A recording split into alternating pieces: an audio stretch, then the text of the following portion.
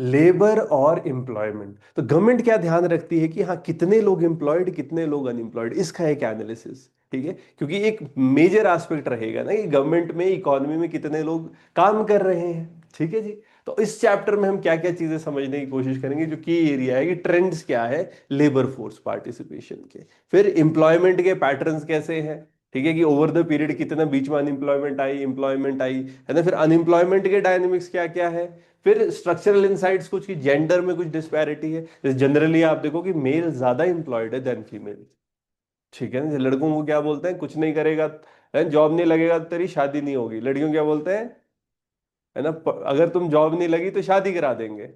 Difference है ना भाई। ठीक है, अगर हम नॉर्मली भी देखें तो जेंडर वाइज भी मेल ज्यादा एम्प्लॉयड है। फिर रूरल और अर्बन में डिफरेंस, देखिए गांव में कितने ज्यादा लोग एम्प्लॉयड है, शहर में कैसा है। फिर एक सेकेंडरी शिफ्ट जैसे मतलब एग्रीकल्चर इंडस्ट्री सर्विसेज, इसकी तरफ कैसे शिफ्ट हो रहे हैं। फिर कुछ करंट कॉन्टेक्स्ट जैसे पोस्ट पेंडेमिक क्या इम्पैक्ट हुआ था और अभी कैसे रिकवरी हो रही है। फिर अभी लेबर रिफॉर्म से क्या चेंज आया, क्योंकि नई लेबर कोड आया है ना, सारी लॉज को चार कोड में ले आए। फिर आर्टिफिशियल इंटेलिजेंस, ये भी एम्प्लॉयमेंट पे इम्पैक्ट कर रही है। फिर अगर स्टेट का फोकस देखिए कैसे नौकरियां बढ़ानी है, लोगों की सोशल सिक्योरिटी कैसे इंप्रूव करनी है, कैसे है ना एम्प्लॉयबिलिटी से इंक्लूसिव वर्कफोर्स डेवलपमेंट हमने करनी है। तो ओवरऑल इवोल्यूशन हमने देखते हैं कि लेबर फोर्स डायनेमिक्स कैसे कैसे इंक्लूसिविटी आए, कैसे रिफॉर्म से एक फ्यूचर रेडी एम्प्लॉयड लोग हमारे पास आए। तो अगर हम देखेंगे इस पूरे चैप्टर को हम चार थीम्स में देखेंगे। पहला है लेबर फोर्स और एम्प्लॉयमेंट की डायनेमिक्स, इसमें कि कैसे लेबर फोर्स पार्टिसिपेशन और एम्प्लॉयमेंट पैटर्न्स इवॉल्व कर रहे हैं, चेंज कैसे हो रहे हैं। फिर वर्कर पॉपुलेशन रेशो क्या इंडिकेट करती है ट्रेंड्स के बारे में। फिर इंडस्ट्रियल एम्प्लॉयमेंट कैसे टाइम के साथ इवॉल्व कर रही है स्पेशली पेंडेमिक के बाद। फिर लेबर पैटर्न्स कैसे वेरी कर रहे हैं, अलग अलग डिस्ट्रिक्ट्स में कितनी एम्प्लॉयमेंट है, उसमें वेरिएशन क्या है डिस्ट्रिक्ट वाइज। फिर हम देखेंगे रिफॉर्म्स, तो एक ये बेसिक डाटा हो गया। फिर हम रिफॉर्म्स की बात करेंगे, स्ट्रक्चरल रिफॉर्म्स की, स्ट्रक्चरल रिफॉर्म क्या क्या इंट्रोड्यूस किए गए हैं। फिर टेक्नोलॉजी और आर्टिफिशियल इंटेलिजेंस कैसे एम्प्लॉयमेंट को इंपैक्ट कर रहा है। हिमाचल प्रदेश एम्प्लॉयमेंट स्ट्रक्चर को नेबरिंग स्टेट्स और इंडिया के साथ कंपेयर करेंगे। और की एम्प्लॉयमेंट इंडिकेटर्स की लेबर मार्केट की कंडीशन कैसी कैसी है, इन इंडिकेटर्स के थ्रू देखेंगे। फिर एक जेंडर और वर्क का थीम है। ठीक है, जैसे मेल फीमेल, तो जेंडर डिफरेंस वर्क पैटर्न और टाइम यूज में कैसा है ना। फिर कि वर्कर पॉपुलेशन रेशियो क्या रिवील करती है वर्कफोर्स पॉपुलेशन के बारे में। अनएम्प्लॉयमेंट कैसे इवॉल्व कर रही है लेबर मार्केट में, और नेचर क्या है फीमेल एम्प्लॉयमेंट का स्टेट के अंदर, क्योंकि एक डिफरेंस है मेल फीमेल में, तो उसको एक स्टडी किया जा रहा है कि ऐसा नहीं, देखो विमेन घर में भी तो काम कर ही रही है। ठीक है, लेकिन क्या उसको कंसिडर किया जा रहा है वर्क की तरह, पेड एम्प्लॉयमेंट है वो। तो ये प्रश्न चिन्ह इसको डिस्कस करेंगे। और फिर चैलेंजेस और अपॉर्चुनिटीज की मेजर्स क्या लिए जा रहे हैं एम्प्लॉयमेंट अपॉर्चुनिटीज और लेबर आउटकम्स के लिए, तो की चैलेंजेस इंप्रूव करने के लिए लेबर और एम्प्लॉयमेंट कंडीशन को, और फिर कैसे सॉल्यूशंस कि हम इंक्लूसिव और फ्यूचर रेडी एम्प्लॉयमेंट कर सकते हैं। देखें हम तो employment is the most effective pathway to economic inclusion and sustainable development, है ना। आईएलओ इंटरनेशनल लेबर ऑर्गेनाइजेशन क्या कहता है कि एम्प्लॉयमेंट सबसे इफेक्टिव पाथवे है इकोनॉमिक इंक्लूजन और सस्टेनेबल डेवलपमेंट का। तो इस चैप्टर में हम क्या बात कर रहे हैं, labour employment scenario Himachal Pradesh में, एक लेबर फोर्स पार्टिसिपेशन की बात, employment pattern, unemployment trend, structural characteristics workforce के, एक gender disparity, rural urban difference, sectoral distribution employment का, और इम्पैक्ट लेबर रिफॉर्म्स और जो टेक्नोलॉजीज है वो कैसे कर रही है एम्प्लॉयमेंट में चेंज। ठीक है, तो लेबर और एम्प्लॉयमेंट सेक्टर क्या रिफ्लेक्ट करता है, स्ट्रक्चर और डायनेमिक स्टेट की इकोनॉमी कैसी है, तो इस पे हम बात करेंगे। ठीक है जी, कुछ स्कीम्स है जिसके बारे में हमने बात करनी है जो इस चैप्टर में दी हुई है। ठीक है, एम्प्लॉयमेंट एक्सचेंज है, ईएमआईएस तरह की रजिस्टर करते हैं, प्लेसमेंट करते हैं। तो ये मेजर इंपॉर्टेंट डाटा है, 62,132 रजिस्ट्रेशन एंड 4,599 प्राइवेट प्लेसमेंट्स हो गई है। फिर स्किल डेवलपमेंट अलाउंस दिया जा रहा है, सपोर्ट दिया जा रहा है ट्रेनिंग के लिए, तो 33.07 लाख दिया जा चुका है 2,764 बेनिफिशियरीज को। अनएम्प्लॉयमेंट अलाउंस एक इनकम सपोर्ट की तरह है, तो 56.92 लाख है ना, ये 3,717 यूथ को दिया जा रहा है। ये इसके लिए रजिस्टर करना पड़ता है, तुम लोग भी अनएम्प्लॉयड हो बट हाँ उसके लिए फिर एम्प्लॉयमेंट एक्सचेंज में रजिस्टर करना पड़ेगा, और फिर इंटरव्यू देने जाना पड़ेगा जब आएगा। अगर आप जा रहे हो फिर भी अनएम्प्लॉयड हो तो अलाउंस मिलता है ना। इंडस्ट्रियल स्किल डेवलपमेंट अलाउंस है ना, ऑन जॉब अपस्किलिंग के लिए तो 4.08 लाख 94 बेनिफिशियरीज को मिला है। राजीव गांधी स्वरोजगार स्टार्टअप योजना, कोई सेल्फ एम्प्लॉयमेंट करना चाह रहा है तो 3.95 करोड़ सब्सिडी दी जा चुकी है। 56 ई टैक्सीज है ना, प्रोवाइड की गई है। फिर HPKVN कौशल विकास योजना, ठीक है, स्किल डेवलपमेंट इकोसिस्टम कर रहा है। 10,000 प्लस ITI सर्टिफाइड है। 7,600 इंडस्ट्री 4.0 के अंडर जा रहे हैं। स्टेट का कंपोनेंट देखोगे, इसमें भी स्किलिंग है। 3,828 इनरोल किए गए हैं, 2,100 सर्टिफाइड है। संकल्प स्कीम इंस्टीट्यूशंस को स्ट्रेंथन कर रहे हैं, 2.20 करोड़ बजट है। फिर रैंप है, ये विमेन के लिए है, विमेन MSME को प्रमोट करने के लिए, तो ट्रेनिंग दी जा रही है 700 रूरल वुमेन को। 1.80 करोड़ खर्चा गया है। फिर BOCW, ये वेलफेयर है, सोशल सिक्योरिटी के लिए, ये कंस्ट्रक्शन वर्कर्स के लिए है। तो इसमें 26.24 करोड़ डिसबर्स हो चुका है। और मुख्यमंत्री महिला आवास योजना, हाउसिंग है, रजिस्टर्ड जो वुमेन वर्कर्स हैं उनके रहने के लिए 3 लाख पर एलिजिबल बेनिफिशियरी प्रोवाइड किया जा रहा है। तो कैसे, how are labour force participation and employment patterns evolving, ठीक है जी, इनका हमने एवोल्यूशन समझना है कि जॉब्स कैसे इवॉल्व कर रहे हैं। तो अगर हम इसमें देखें, देखो ये क्या है हमारा लेबर फोर्स पार्टिसिपेशन रेट, ठीक है, अप्रैल से दिसंबर। तो इसमें हम क्या देखते हैं, लेबर फोर्स पार्टिसिपेशन, एक देखते हैं हम रूरल, एक देखते हैं हम अर्बन। ठीक है, कि अर्बन में कितने लोग जॉब कर रहे हैं और रूरल में कितने, ओवरऑल ये आपका ग्रे वाला हो जाएगा। तो अगर जनरली आप देखो तो इसमें ज्यादा कौन दिख रहे हैं, ये वाला, ये क्या है, रूरल, इसका मतलब क्या है, रूरल एरिया में ज्यादा लोग एम्प्लॉयड है दैन अर्बन। ठीक है जी। तो गांव, क्योंकि गांव में हर आदमी काम कर रहे हैं, ऐसा मान सकते हैं। ठीक है, तो अगर इसमें ओवरऑल समझने की कोशिश करें तो एक क्लियर गैप है, इसको हम क्या बोलते हैं, लेबर फोर्स पार्टिसिपेशन रेट। इसका मतलब लेबर फोर्स पार्टिसिपेशन रेट में कौन है ना, रूरल एरिया में लोग जो काम करें, अर्बन एरिया में जो करें, और ओवरऑल हम ऐसे देखते हैं। तो इसमें पहली बात क्या कह रहे हैं कि ओवरऑल ये रूरल ट्रेंड की तरफ है। क्या हमको दिख रहा है, रूरल वाला ज्यादा है, 58, 56, 57, 57, 58। ठीक है, तो 58 चला हुआ है अप्रैल से दिसंबर तक। ठीक है, थोड़ा ये सीजन के हिसाब से भी वेरी होगा, ठीक है ना, सीजनैलिटी इसमें है क्योंकि हम साल में देख रहे हैं। अर्बन में अगर आप देखो, अर्बन में कंसिस्टेंसी रहेगी, रूरल में अब जैसे मान लो जिस टाइम पे सीजन है बगीचे में तो सब एम्प्लॉयड है ना, बाकी टाइम नहीं है वो रहेगा ना, सीजन्स पे डिपेंड करेगा। अर्बन तो ऐसा ऑफिस जाना, ऑफिस तो जाना ही है, इसीलिए देखते हैं कि ज्यादा फॉर्मेटेड आपका अर्बन रहता है। ठीक है जी। फिर अगर हम इसमें देखेंगे तो क्या डोमिनेंट रोल क्या दिख रहा है इसमें, पहली बात, रूरल एक डोमिनेंट रोल प्ले कर रहा है। तो rural labour force participation rate consistently high है।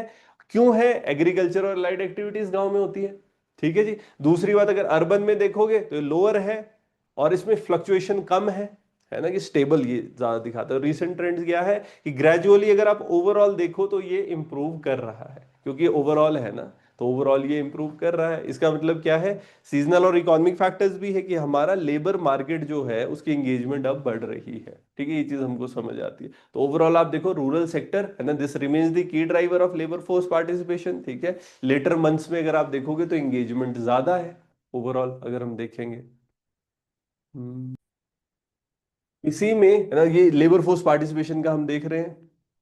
Next, what does worker population ratio indicate about employment trends. तो पहली बात, ये वर्कर पॉपुलेशन रेशियो है क्या, और फिर ये समझा क्या रही है। तो अगर हम ऐसे देखेंगे कि जेंडर वाइज पैटर्न देखते हैं कि ओवरऑल मेल कितने हैं, ओवरऑल फीमेल कितने हैं। ठीक है, तो इसको क्या बोलते हैं, वर्कर पॉपुलेशन रेशियो, WPR। ठीक है, बाई जेंडर हम देख रहे हैं अप्रैल से दिसंबर। तो अगर आप इसमें देखो तो जेंडर वाइज पैटर्न क्या दिख रहा है, परसिस्टेंटली अभी देखो, overall male, overall female, overall person. तो मेल क्या ओवरऑल ज्यादा है ना, 73.7, 74.1। और इसमें फीमेल देखो 32.5, 31.5। दिख किससे रहा है ये CWS, करंट वीकली स्टेटस। ठीक है, परसेंट किस में देखते हैं, करंट वीकली, तो वीकली स्टेटस देख रहे हो तो अप्रैल से दिसंबर ये देखा गया है। तो क्या समझ आ रहा है, WPR ट्रेंड, WPR कैसे बढ़िया लगता है ना, क्या है, the worker population ratio, male female का रेशियो। तो इसमें क्या है, ये ब्रॉडली स्टेबल है। अगर आप देखो 73, 72 स्टेबल जैसे ही चल रहा है ना। और इसमें ड्रिवन किससे है, ये अगर आप देखोगे over the period female increase कर रहा है। ठीक है, और अगर आप मेल पार्टिसिपेशन देखो, नॉर्मली हम ये चीज देखते हैं कि मेल ना स्टेबल जैसा रहता है, बट कंपैरिजन में देखोगे ज्यादा कौन पार्टिसिपेट कर रहे हैं, मेल पार्टिसिपेट कर रहे हैं इन कंपैरिजन टू फीमेल। ठीक है, तो मेल हाई है, स्टेबल है, कंसिस्टेंट एम्प्लॉयमेंट है।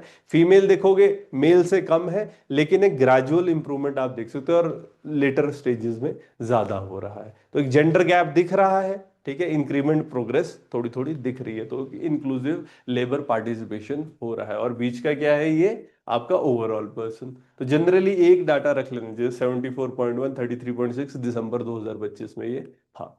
ठीक है।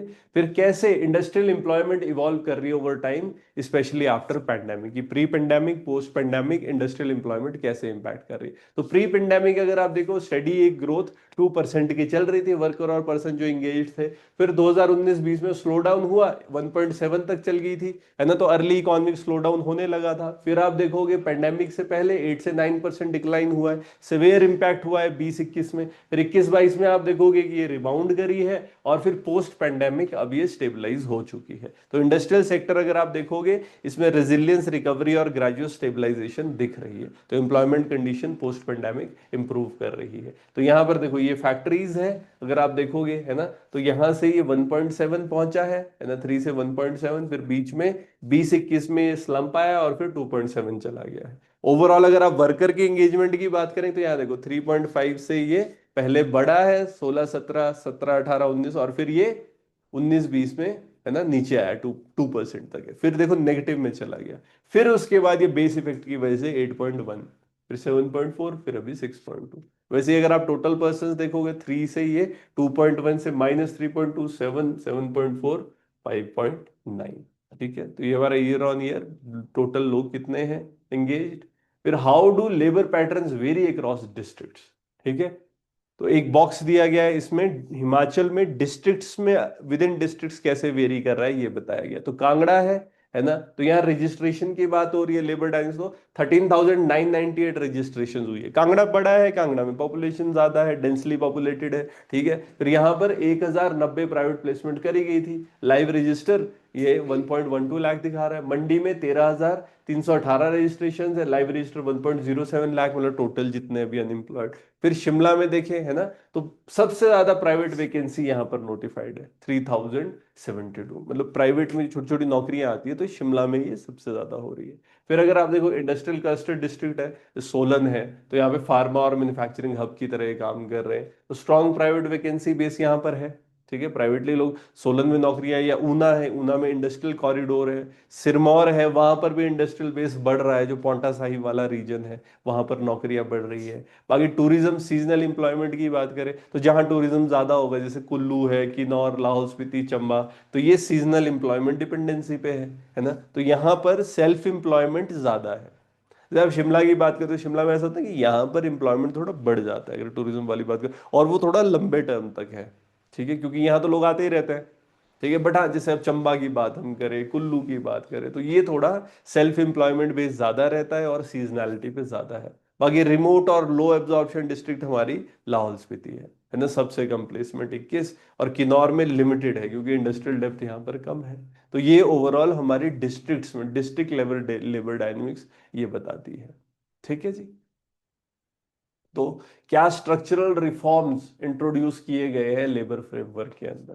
तो अगर हम स्ट्रक्चरल रिफॉर्म्स की बात करें, है ना, यहाँ पर,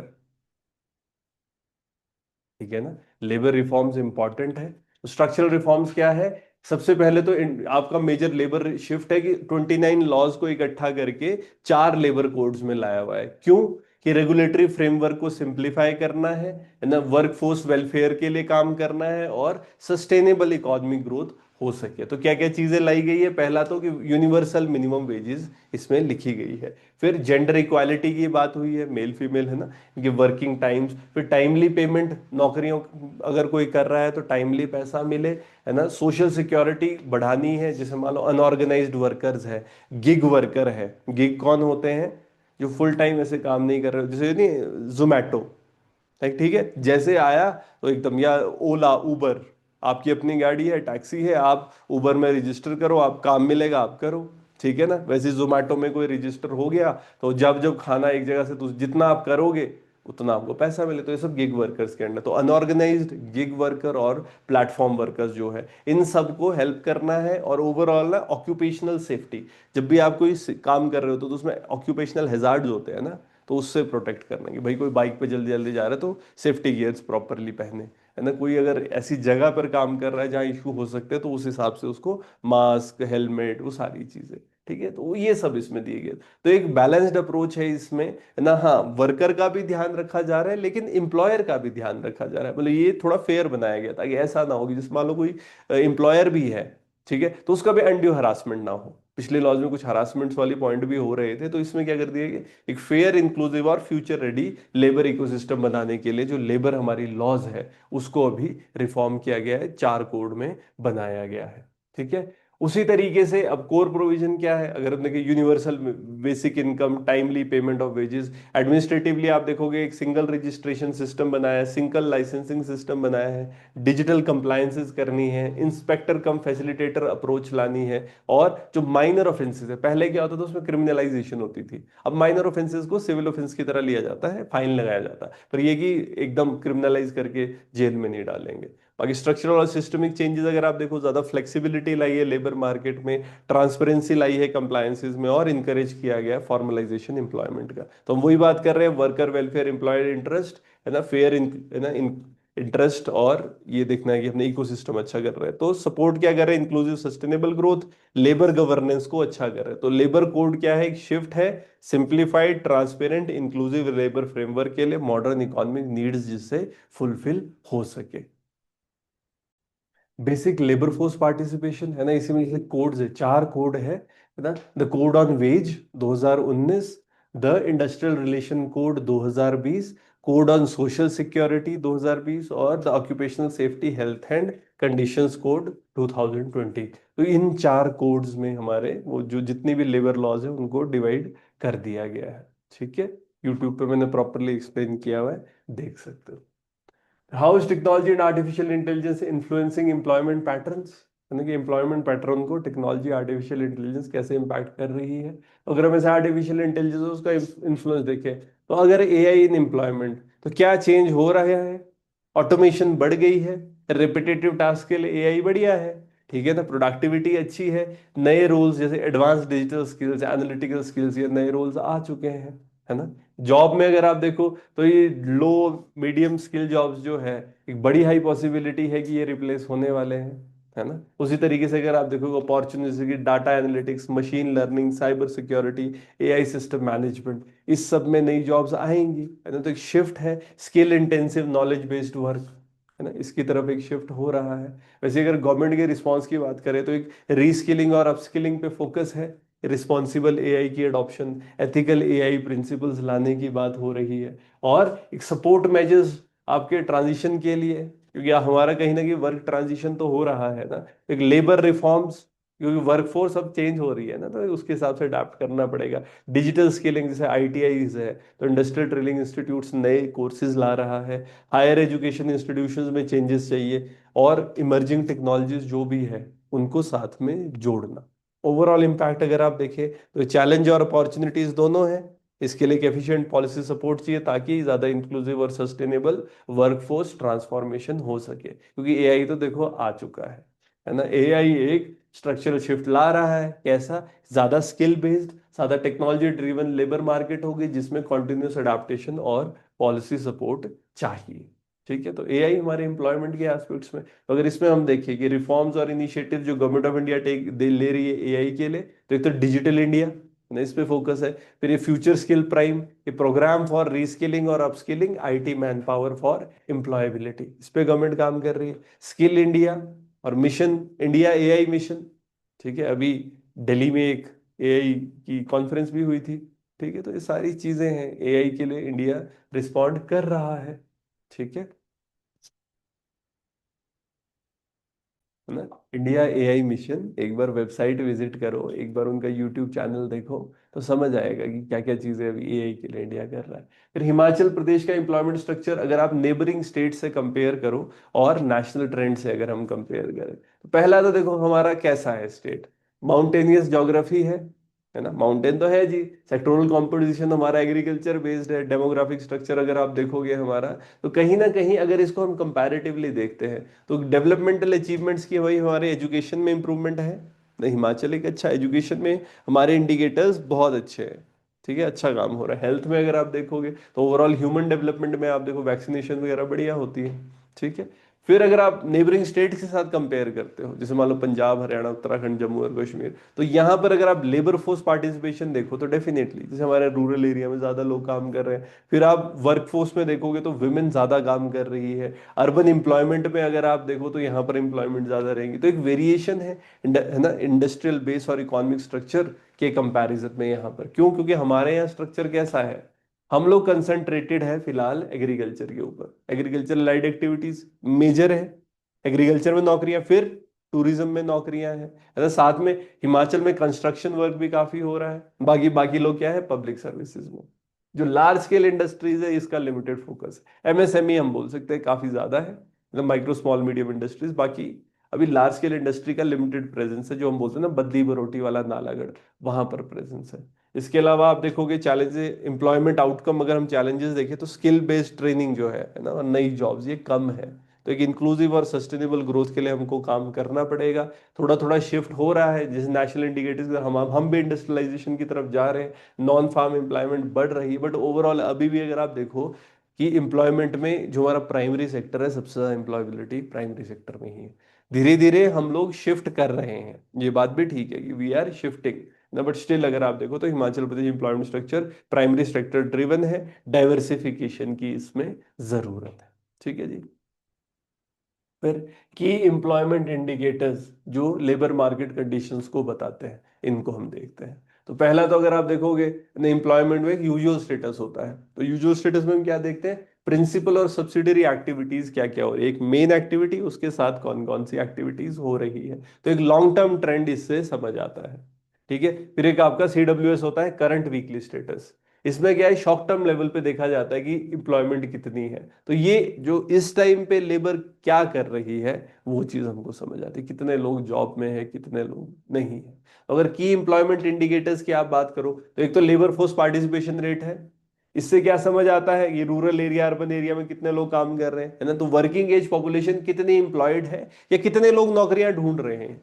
दूसरा वर्कर पॉपुलेशन रेशियो, इसमें हम क्या बात कर रहे होते हैं कि कितनी पॉपुलेशन मेल फीमेल जो वर्क कर रही है। तो यहां पर लेबर फोर्स पार्टिसिपेशन रेट और वर्कफोर्स वर्कर पॉपुलेशन रेशियो को अगर हम साथ में देखें तो इससे क्या समझ आता है कि लॉन्ग टर्म एम्प्लॉयमेंट ट्रेंड। तो जो यूजुअल स्टेटस है इसके लिए हम क्या देखते हैं, लेबर फोर्स पार्टिसिपेशन रेट और वर्कर पॉपुलेशन रेशियो। ठीक है जी। बाकी जो हम करंट वीकली स्टेटस है, ये क्या है कि शॉर्ट टर्म डायनेमिक्स क्या है, कि वर्कर एक्टिव किस काम में है ना, करंटली एक्टिव कितने वर्कर्स रहते हैं। इसके अलावा आप देखोगे वेज रेट, इंडस्ट्रियल रिलेशन, ये सब भी आपको एक इंसाइट देता है कि कितनी इंप्लॉयमेंट है, कितनी सस्टेनेबिलिटी हो रही है। और इसमें जैसे इंप्लॉयमेंट लैंडस्केप है, वर्कफोर्स एंगेजमेंट, पॉलिसी इंटरवेंशन, ये सब भी असेसमेंट में हेल्प करता है।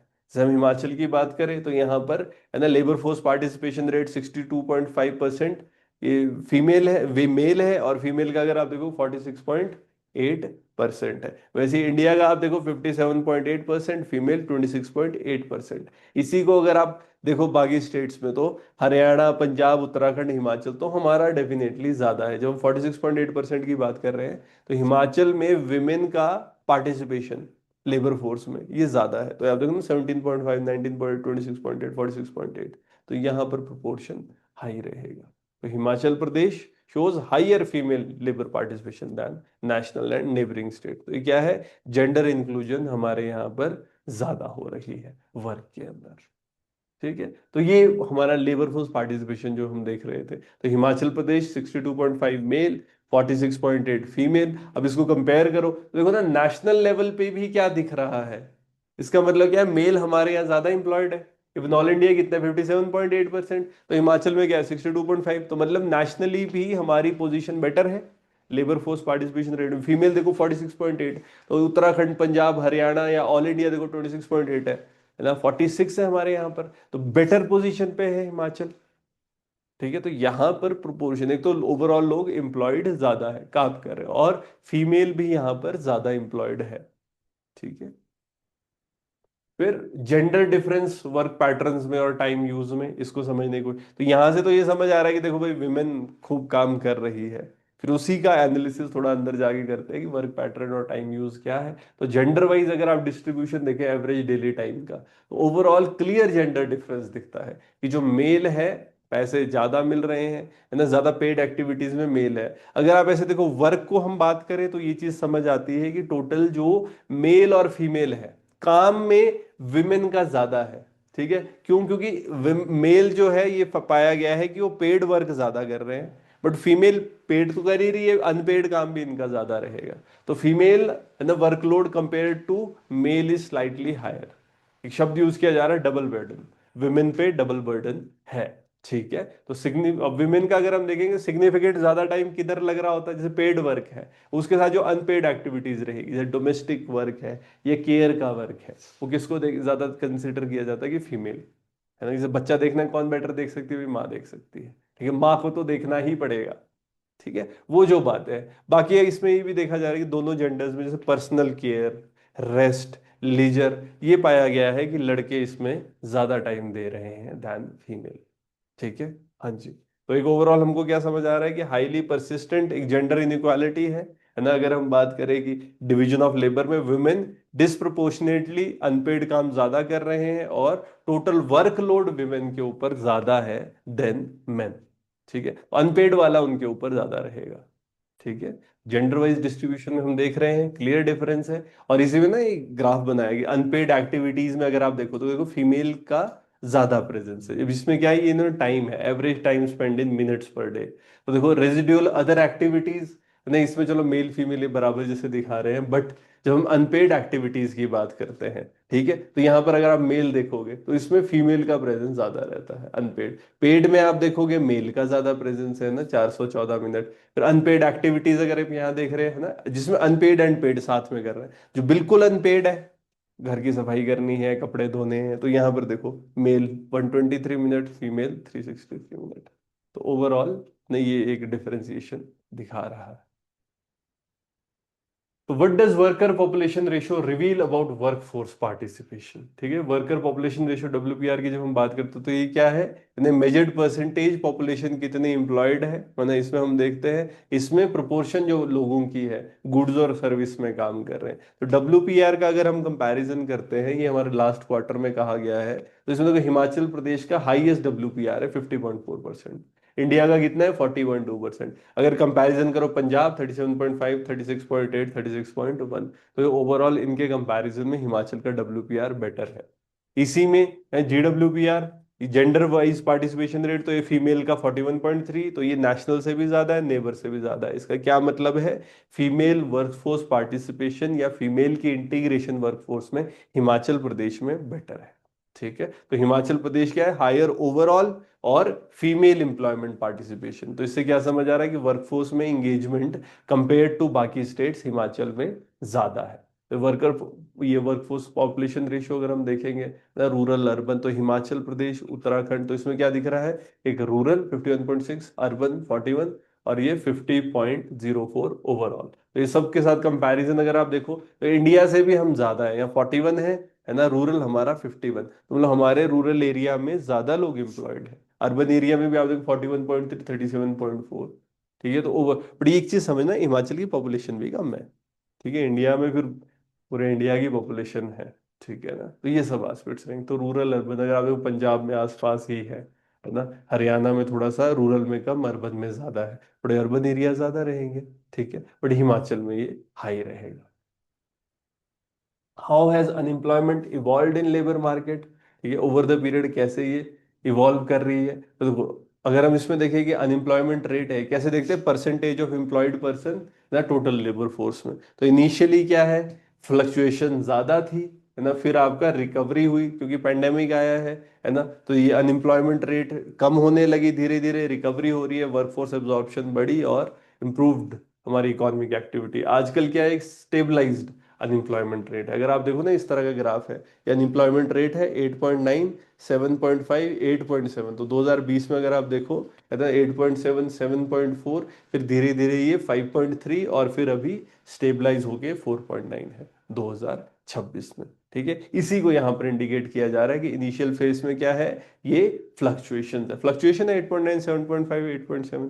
ठीक है, फिर उसके बाद क्या हो रहा है कि इसके बाद यहाँ पर एक रिकवरी, है ना, ये क्लियर डिक्लाइन हुआ है, और फिर उसके बाद स्टेबलाइजेशन। तो यहाँ क्या समझ आ रहा है कि रिडक्शन किस पे डिपेंड कर रही है, कि सस्टेनेबल इकोनॉमिक ग्रोथ हुई है, एम्प्लॉयमेंट इंटेंसिव सेक्टर जैसे हमारे कंस्ट्रक्शन सर्विस है ये अच्छा हो रहा है, और लेबर मार्केट में रिफॉर्म्स भी किए गए हैं। ठीक है, तो स्टेट क्या है, स्टेट काम कर रही है ताकि अनएम्प्लॉयमेंट रेट कम हो।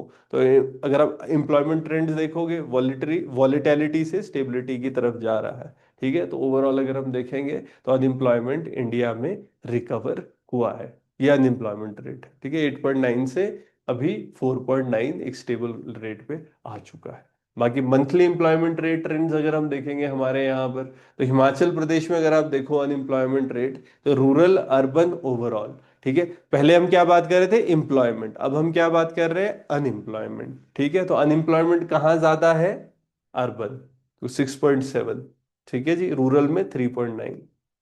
ओवरऑल अगर आप देखोगे तो यहाँ पर ये, है ना, रूरल पर्सन वाला अनएम्प्लॉयमेंट कम है, 4.5, 5.1, 4.9, है ना, अर्बन वाला 6.5, 6.9 ये ज्यादा है।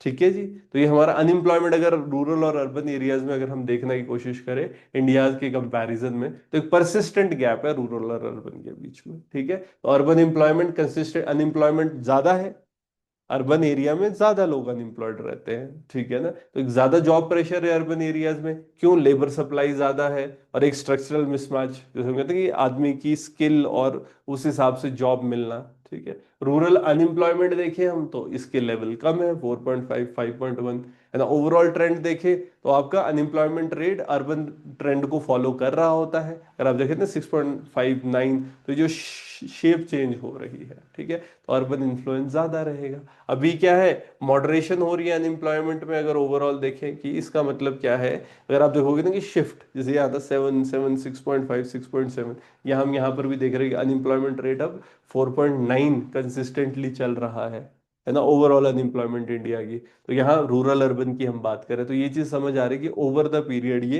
कंसिस्टेंट रह रहा है, ज्यादा चेंज नहीं हो रहा है। तो अर्बन लेबर मार्केट्स है ना, ये ओवरऑल अनएम्प्लॉयबिलिटी को, ट्रेंड को देख रही है, अर्बन एरिया में जो अनएम्प्लॉयमेंट है वो ट्रेंड को डिसाइड कर रही है। ठीक है, और रिसेंटली रिकवरी की तरफ दिख रहा है। तो ये यही ग्राफ है जो हमने यहाँ देखा ना रूरल अर्बन का, कि यहाँ पर रूरल कम है, अर्बन ज्यादा है, और अर्बन डिक्टेट कर रहा है ओवरऑल कम होगा कि ज्यादा होगा।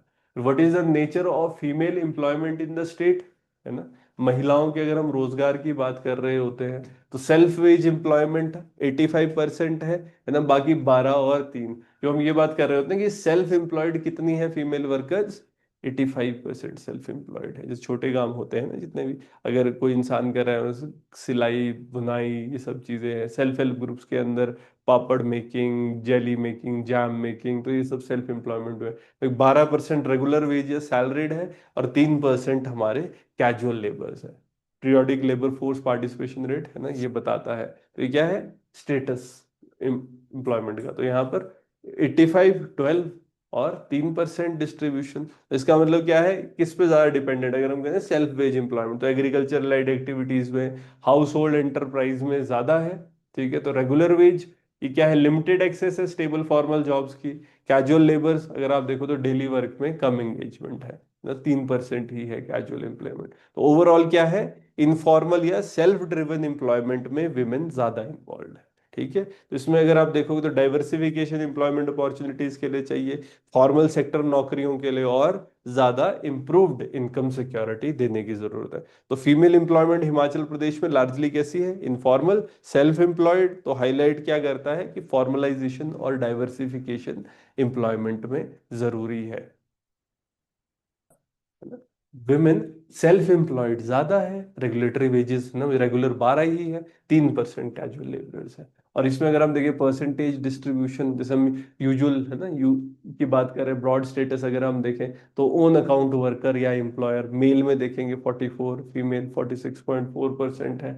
हेल्पर हाउस होल्ड्स में अगर आप देखोगे तो यहाँ हिमाचल में मेल कम है, लेकिन फीमेल का प्रोपोर्शन देखो 40% है ना। उसी तरीके से ऑल सेल्फ एम्प्लॉयड देखोगे तो 58.9 मेल है, फीमेल 86.5% है। सैलरी रेगुलर में देखोगे तो 27.1% मेल, फीमेल 19। बट अगर आप कैजुअल लेबरर्स में देखोगे तो यहाँ पर मेल 14 है और फीमेल 1.7 है।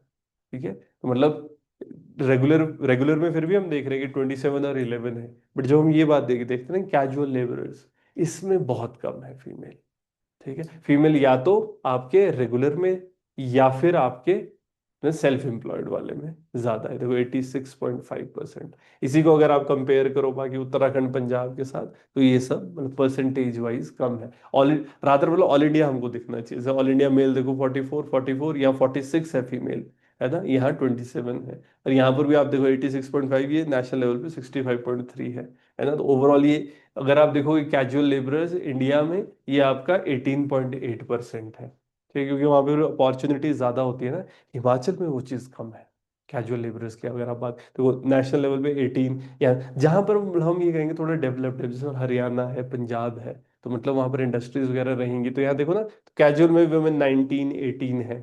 बट अगर आप हिमाचल में देखो डायरेक्टली 1.7 है। इसका क्या मतलब समझ आता है कि विमेन एग्रीकल्चर बेस्ड है फिर। जैसे मान लो सेल्फ हेल्प ग्रुप में भी काम हो रहा है, तो एग्रीकल्चर से ही जो चीजें आ रही है उस पर बेस्ड ही इंसान काम कर रहा है ना, वो चीज इससे समझ आती है। ठीक है, इसी तरीके से 23-24 का डाटा है, ये आपका है ना 22-23 का था, ये 23-24 का डाटा है। सिमिलर इसी में भी डाटा 37.8, 47.6, 30। अब यहाँ पर आप देखोगे 2.8 है, ये कम है। ठीक है, ओवरऑल अगर हम देखें इनका इम्प्लीकेशन कैसा है।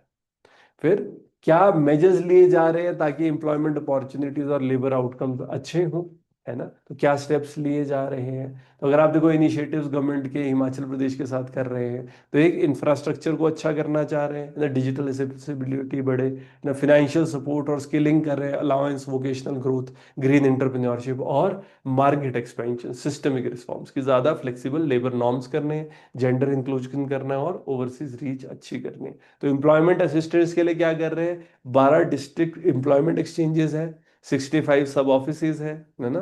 तो यहाँ पर अगर हम देखेंगे employment assistance and information system, तो 100% रजिस्ट्रेशन कर रहे हैं, कोई फिजिकल विजिट नहीं चाहिए, वोकेशनल गाइडेंस दे रहे हैं, एक स्पेशल एक्सचेंज भी बनाई हुई है जो मतलब अगर हम ये बात कहें ना कि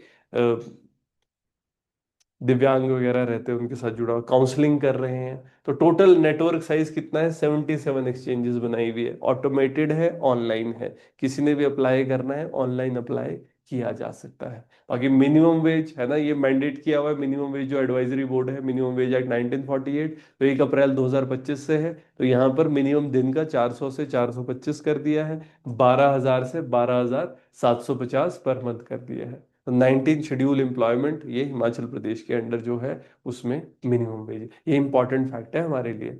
ठीक है, ताकि 400, 425, 12,000, 12,750 ये पूछा जा सकता है। ठीक है ना, मिनिमम वेज एक्ट 1948 के अंडर कितना है। उसी तरीके से एम्प्लॉयमेंट मार्केट इंफॉर्मेशन प्रोग्राम बनाया हुआ है, डाटा कलेक्ट कर रहे होते हैं, है ना। 31 मार्च का अगर आप देखोगे तो पब्लिक सेक्टर में 2,80,433 एम्प्लॉयमेंट है, स्टैब्लिशमेंट में 4,770, प्राइवेट में 2,42,597 और इस्टेब्लिशमेंट में 2,600। तो अगर इसको आप देखो पब्लिक सेक्टर में ऑलमोस्ट डबल है number of distinct establishment, but private sector फिर भी एक मेंटेनेंस कर रहा है कि एम्प्लॉयमेंट रेशियो सिमिलर या यहाँ पर भी ज्यादा रहता है।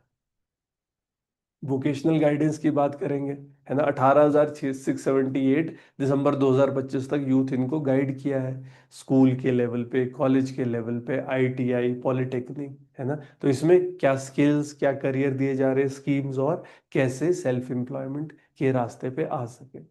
सेंट्रल एम्प्लॉयमेंट सेल की अगर हम बात करें, परफॉर्मेंस फनल हमारा 2025 तक, तो ये स्किल मैंडे है ना, स्किल मैन पावर या इंडस्ट्रीज इंस्टीट्यूशन को targeted job fairs campus interview के थ्रू दे रहे हैं। तो 5 जॉब फेयर्स किए गए हैं, 334 इंटरव्यूज हो चुके हैं और 4,547 कैंडिडेट्स सेलेक्ट किए जा चुके हैं, अगर हम एम्प्लॉयमेंट की बात करें। फिर स्पेशल एम्प्लॉयमेंट एक्सचेंज की अगर हम बात करें, पर्सन विद डिसेबिलिटीज के लिए होता है, 1976 में स्टैब्लिश किया गया था। तो ये किसको देता है, प्लेसमेंट सपोर्ट, है ना, कोई भी मल्टीपल डिसेबिलिटीज होगी। तो यहाँ पे 9,019 लाइव रजिस्टर में है, 600 रजिस्टर्ड है, 15 एम्प्लॉय किए जा चुके हैं। तो अगर आप देखोगे ना यहाँ पर 9,019 रजिस्टर्ड, 600, है ना, इसमें रजिस्टर और हुए 15 एम्प्लॉयड है, तो इसमें बहुत ज़्यादा गैप है। तो इसमें क्या समझ आ रहा है कि जो पर्सन विद डिसेबिलिटीज है, जो दिव्यांग है ना, उनके लिए एक सिस्टमिक चैलेंज आ रहा है प्लेसमेंट्स के अंदर स्टेट में।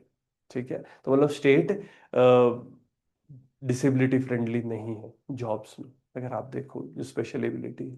बाकी स्किल डेवलपमेंट अलाउंसेस दिए जा रहे हैं, अगर आप देखोगे 1 करोड़ रुपए 25-26 में, 2 साल के लिए है ना, 1,000 पर मंथ जनरल एप्लीकेंट्स को, और 1,500 पर मंथ ये आपको अगर 50% से ज्यादा पर्सन विद डिसेबिलिटी को मिलेगा। तो अगर देखेंगे गवर्नमेंट ने 33.07 लाख डिसबर्स कर चुके हैं, 2,764 बेनिफिशियरीज को स्किल डेवलपमेंट अलाउंस दिए हैं। इसके बाद इंडस्ट्रियल स्किल डेवलपमेंट अलाउंस की आप बात करें तो ऑन जॉब कोई स्किल कर रहा है तो इसमें ना 4.08 डिसबर्स किए जा चुके हैं, लाख 2018 में स्टैब्लिश हुआ था, 94 बेनिफिशियरीज को सपोर्ट मिला है। तो एक माइक्रो टारगेट इंटरवेंशन है कि कोई इंडस्ट्री में इंडस्ट्रियल वर्कर काम कर रहा है तो उसको प्री एम्प्लॉयमेंट अलाउंस गवर्नमेंट दे रही होती है। फिर अनएम्प्लॉयमेंट अलाउंस है ना, 1 करोड़ का प्रोविजन 2 साल है ना, इसमें 1,000 से 1,500 है ना, अगर हाई टायर ये 1,500 पर्सन विद डिसेबिलिटीज के लिए है। तो यहाँ पर 56.92 लाख दिया जा चुका है, 3,717 लोगों को ये बेनिफिट दिया जा चुका है।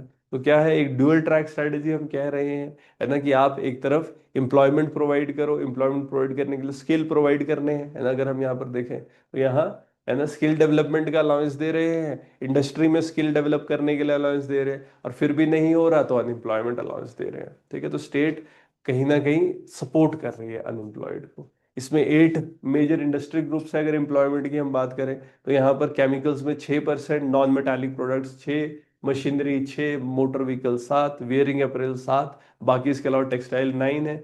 फूड प्रोसेसिंग एम्प्लॉयमेंट कंट्रीब्यूशन में सबसे ज्यादा 11, बेसिक मेटल्स 8%। तो ब्रॉडली अगर आप देखो मैन्युफैक्चरिंग लैंडस्केप में जॉब्स है, फूड प्रोडक्ट है ना, ये टेक्सटाइल फंक्शन ये सबसे ज्यादा कर रहे हैं। ठीक है, तो ये मतलब इकोनॉमिक सर्वे में जो दिया हुआ है तो फूड सबसे ज्यादा दिख रहा है 11%, टेक्सटाइल 9%, फिर उसके बाद basic metals motor vehicle 7%, wearing 7%, machinery equipment 6, chemical 6, other metallic non metallic 6% है। एम्प्लॉयमेंट एक्सचेंजेस बनाए जा रहे हैं, नई रजिस्ट्रेशन 65,132 हुई है, टोटल लाइव रजिस्टर में 5,18,807 लोग रजिस्टर्ड है दिसंबर साइड। तो मतलब सप्लाई साइड है ना, अगर हम बात करेंगे कि अभी कितना फुलफिल कर दिया गया है प्राइवेट प्लेसमेंट, 4,559 है ना, 11,546 नोटिफाइड थी, इसमें से 4,559 फुलफिल हुए। गवर्नमेंट में 370 से 5 है ना, इसमें नॉन नोटिफाइड वैकेंसीज भी इसमें इंक्लूडेड है, कि कई बार डायरेक्टली कोई निकालता है ना, नोटिफाई नहीं करता, तो वहां पर भी अगर लोग लगे हैं तो वो सारे 375 लोगों को लगाया है। तो क्या समझ आ रहा है कि अभी हमारा प्राइवेट सेक्टर डोमिनेटेड है, गवर्नमेंट सेक्टर में एम्प्लॉयमेंट एक्सचेंजेस इतनी जॉब्स नहीं दिला पा रही है। गवर्नमेंट सेक्टर में अभी भी जो है वो एग्जाम के थ्रू लोग निकल रहे हैं। ठीक है, बाकी 5.1 अगर इसमें 18 लाख लाइव रजिस्टर है तो इससे क्या समझ आता है कि भाई डिमांड बहुत है ना। तो लोग बहुत है, लोगों की सप्लाई बहुत हो रही है ना, तो जॉब वाली साइड से सप्लाई बहुत है, बट हाँ इतनी मार्केट में डिमांड नहीं हो रही। तो ये एम्प्लॉयमेंट एक्सचेंजेस है हमारी की अलग अलग जगहों पर कितनी है, अगर इसमें सबसे ज्यादा देखोगे तो कहाँ है, कांगड़ा में 13,998 मतलब वैकेंसीज जो नोटिफाई की गई है। शिमला में सबसे ज्यादा वैकेंसीज नोटिफाई की गई है। ठीक है, प्राइवेट में भी देखोगे तो शिमला में 3,072 प्लेसमेंट्स, अगर आप देखोगे सबसे ज्यादा आपकी ये मंडी में हुई है, मंडी 88, फिर कांगड़ा 77, शिमला में 19। प्राइवेट में अगर आप देखोगे तो सबसे ज्यादा आपका कांगड़ा है। ठीक है, तो लाइव रजिस्ट्रेशन ये रहेंगी। टोटल हमारी कितनी है, 5,18,807। ठीक है, स्पेशल एम्प्लॉयमेंट एक्सचेंज में अगर आप देखोगे तो 600 लोग है ना, बट वही है कि कितने लोग जा रहे हैं, 3% है ना, 15, काफी कम है डिसेबिलिटी के लिए। फैक्ट्री विंग अगर हम बात करें तो जेंडर न्यूट्रल एम्प्लॉयमेंट के लिए है ना, फैक्ट्री एफिशिएंसी अच्छी करनी है, ईज ऑफ डूइंग बिजनेस अच्छा करना है, तो जेंडर इक्वालिटी के लिए जो जेंडर रिस्ट्रिक्शंस है ना, विमेन अगर देखे पहले रिस्ट्रिक्टेड जॉब्स थे उसमें भी अब ले आए गए हैं, नाइट शिफ्ट के लिए भी ले आया गया है। इसमें बस फिर कुछ पॉइंट्स है, जैसे मान लो ट्रैवलिंग है उसकी, कुछ कुछ चीज़ों का ध्यान रखना होगा उनका। ठीक है, तो यहाँ पर कंडीशंस है कुछ stipulated. Ease of doing business की अगर हम बात करें, एक मैंडेटरी कंप्लायंस है डॉक्यूमेंट्स की, पहले 10 होते थे अब उनको कम करके 4 कर दिया है। वर्किंग आवर्स की बात करें 48 आवर्स वीकली लिमिट है, डेली वर्किंग आवर्स आपके है ना ये 9 कर दिया, दस ये आपका 10.5 में स्प्रेड कर सकते हैं, कॉन्टिन्यूस वर्क आपका 5 आवर्स। तो ये थोड़ी बहुत फ्लेक्सिबिलिटी कर दी गई है कि कॉन्टिन्यूसली काम नहीं करा। ये सब लेबर कोड में अगर आप देखोगे ना, ये सब अपडेट हुए हैं। बाकी राजीव गांधी स्वरोजगार स्टार्टअप योजना है ना, 1 जनवरी 2024 को लाया था एंटरप्रेन्योरशिप के लिए, है ना, ग्रीन सेक्टर में एंटरप्रेन्योरशिप करनी है। तो इसमें डायरेक्ट इंसेंटिव दे रहे हैं, कंसेशंस दे रहे हैं, सब्सिडीज दे रहे हैं सेल्फ एम्प्लॉयमेंट को प्रमोट करने के लिए, है ना, ई टैक्सेस को टारगेट कर रहे हैं। हाई वैल्यू सब्सिडी जो डिसबर्स की है 3.95 करोड़, तो बेनिफिशियरी जो सीडेड है ये 56 है। ठीक है, तो डेमोन्स्ट्रेट करता है कि हाई पर कैपिटा, अगर हम देखें ना फाइनेंशियल कमिटमेंट जब स्टार्ट करने के लिए एंटरप्रेन्योरशिप, तो भले ही इनिशियल है ना लिमिटेड कवरेज इसमें रहेगी, हमारे लिए इंपॉर्टेंट क्या है कि कितना हाई वैल्यू सब्सिडी 3.95 करोड़ दी जा चुकी है, बेनिफिशियरीज 56 है। किस में कर रहे हैं राजीव गांधी स्वरोजगार स्टार्टअप योजना? ग्रीन सेक्टर के लिए, ये ध्यान रखना, ग्रीन सेक्टर 3.95 करोड़, है ना, 56 बेनिफिशियरीज, इंपॉर्टेंट है। ठीक है, बाकी फॉरेन एम्प्लॉयमेंट में भी हेल्प कर रहे हैं, जैसे इंस्टीट्यूशन अगर आप देखोगे तो ना एक्सप्लिसिटली ओवरसीज प्लेसमेंट भी इसमें लिख दिया गया है, नेम है आपका लेबर डिपार्टमेंट का। तो क्या गोल है कि जैसे HPSEDC ऑफिशियली रजिस्टर कर दिया गया है, रिकॉग्नाइज्ड इंस्टीट्यूशन, है ना, MEA ministry of external affairs के साथ, तो डायरेक्ट मैंडेट है कोई ओवरसीज प्लेसमेंट करानी हो तो वो भी अब इसके अंडर आ चुका है, जो लेबर डिपार्टमेंट रहेगा, है ना। अगर हम सिंथेसिस को समझे तो इनिशिएटिव एक्सपैंड कर रहे हैं Himachal Pradesh employment horizon, transform कर रहा है स्टेट की स्ट्रैटेजी, मैनेज कर रहा है लोकल सप्लाई डिमांड गैप, ताकि एक्टिवली स्टैब्लिश कर सके ग्लोबल लेबर फुटप्रिंट को। तो फॉरेन एम्प्लॉयमेंट यहाँ पर ही कर रहे हैं। तो अगर हम इसमें देखने, फिर ओवरऑल अगर हम देखेंगे, हिमाचल प्रदेश कौशल विकास निगम, है ना, एक स्किल्ड हिमाचल को बनाने के लिए 14 सितंबर 2025 को स्टैब्लिश किया गया है। ठीक है, स्किल मिशन है, तो क्या है, यूथ ट्रेनिंग के लिए है। तो इसमें ADB है, एशियन डेवलपमेंट बैंक, ये फंड कर रहा है, जैसे HP skill development project, HPSDP, ठीक है, स्किल डेवलपमेंट प्रोजेक्ट है। तो इसमें आपका NIEL, CDAC, NIELIT, Himachal Pradesh university, ये सब मिले हुए हैं। तो 400 प्लस सर्टिफाइड इंस्टीट्यूशन उसमें इसके अंदर है ना। शॉर्ट टर्म ट्रेनिंग अगर हम देखें 10,000 प्लस सर्टिफाइड की automotive, construction, IT, apparel, electronics में दे रहे हैं। फिर जो RPL recognisation of prior learning, ठीक है ना, रिकग्निशन ऑफ प्रायर लर्निंग, कि बंदे को ऑलरेडी काम आता है, उसको सर्टिफिकेट दे दो, ताकि फिर जैसे उसने जॉब लेनी हो ना, तो उस टाइम पे उसको इजी हो जाता है। तो अराउंड, है ना, 2,800 प्लस सर्टिफिकेट दिए गए एग्रीकल्चर, टूरिज्म, हेल्थ केयर में, क्योंकि एक इंसान को एक्सपीरियंस है जमीन पे काम करके। स्किल इंफ्रास्ट्रक्चर की अगर हम बात करें तो बहुत सारे ना 19 साइट्स ऑपरेशनल की गई है, वुमेन पॉलिटेक्निक है, MCC 10, है ना, RLC 7, CLC 6। तो कहीं ना कहीं हम बात कर रहे हैं ना कि स्किल डेवलपमेंट पे काम हो रहा है। सेक्टोरल स्किल काउंसिल्स अगर हम देखें तो MOU किया गया है 21 जगहों पर, है ना, 7,600 सर्टिफाइड ये इंस्टीट्यूशन जोड़े गए हैं। ग्रेजुएट एड ऑन कोर्सेज करे जा रहे हैं, 1,629 सर्टिफिकेट्स दिए जा रहे हैं। आजकल देखो B.Voc शुरू हो गया है, बैचलर्स इन वोकेशनल एजुकेशन, ठीक है, ये डायरेक्टली जॉब्स के लिए ही है। तो इसमें 2,880 इनरोल टारगेट, 5,075 इनरोल्ड है।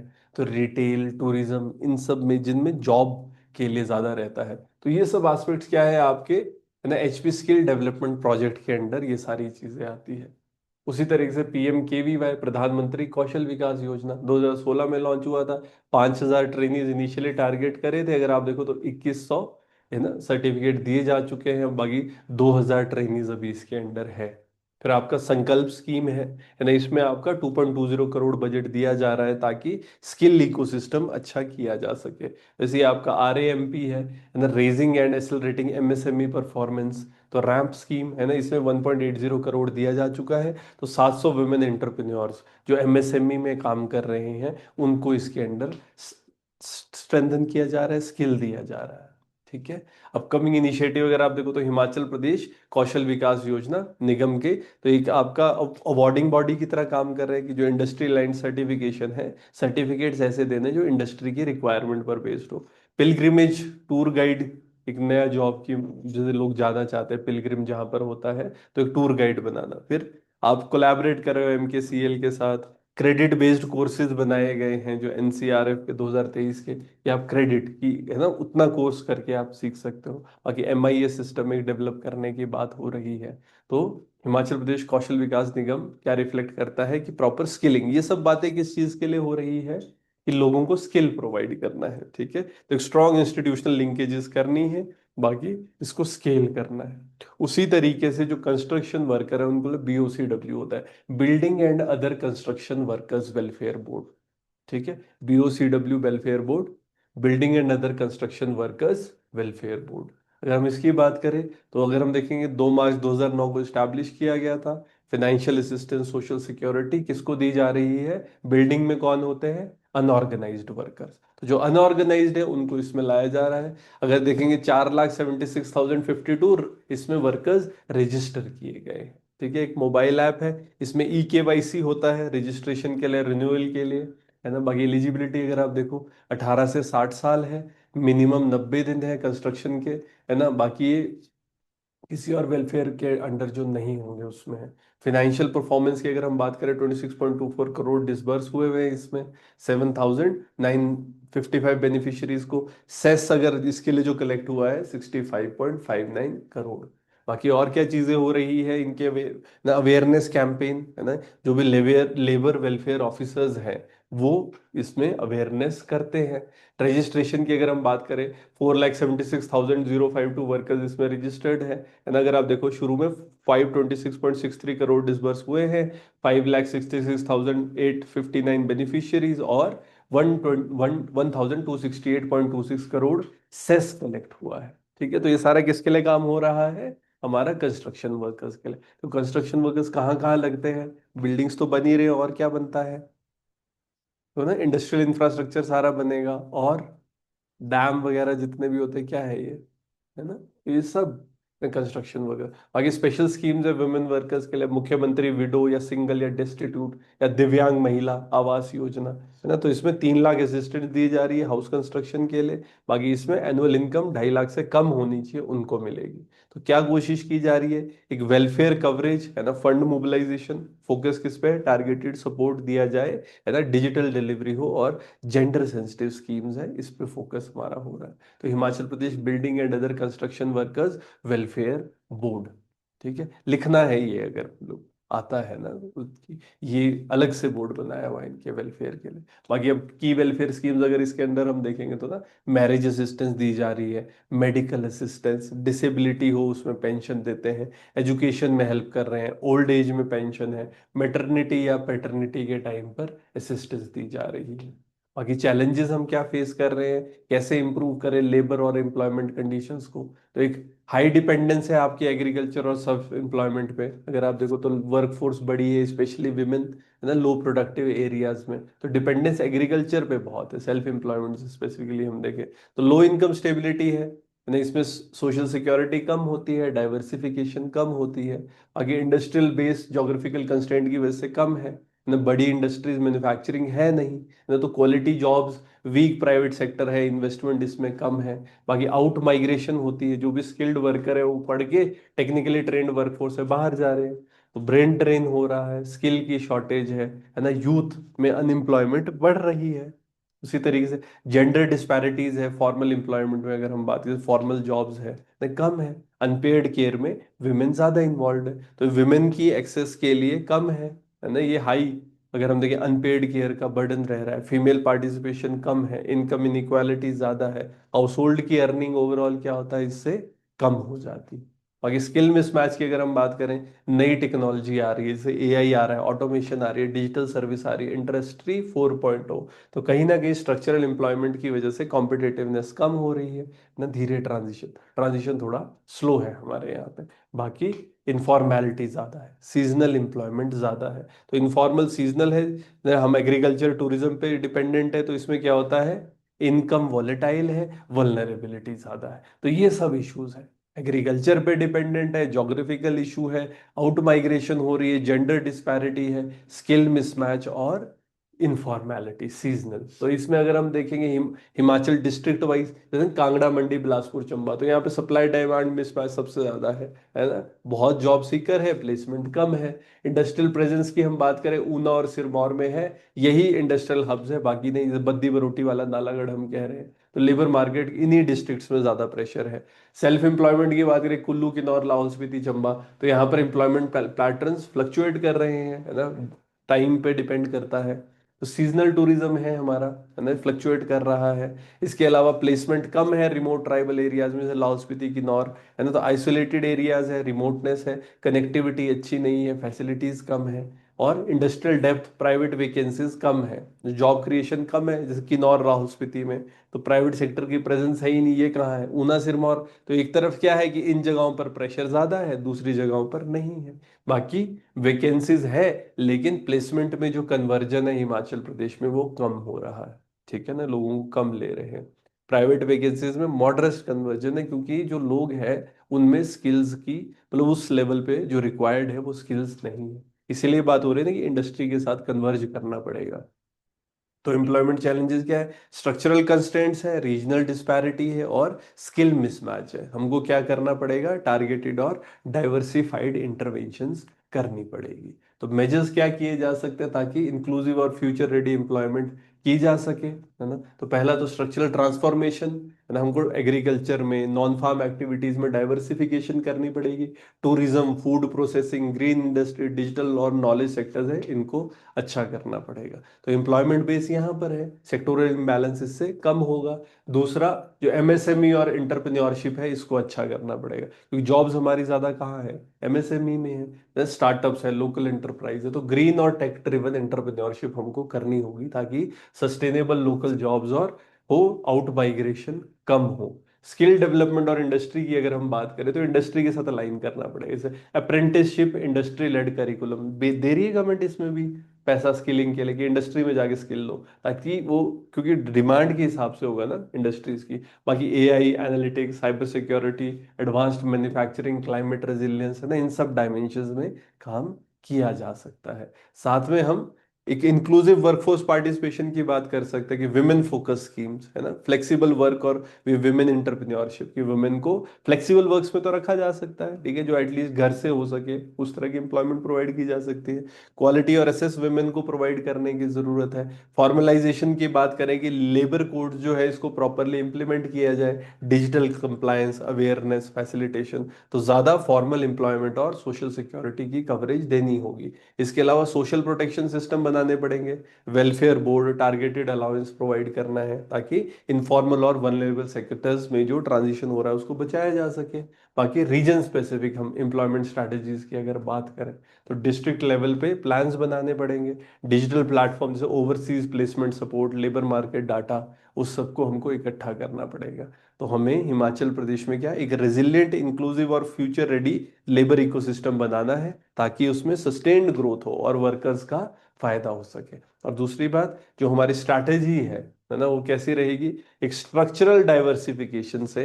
हम एक तो पहले क्या करना पड़ेगा, स्ट्रक्चर डाइवर्सिफाई करो, स्किल जैसी रिक्वायरमेंट है उसके हिसाब से मतलब लोगों को स्किलिंग करो। इंक्लूजन, सबको, विमेन को भी इंक्लूड करना है।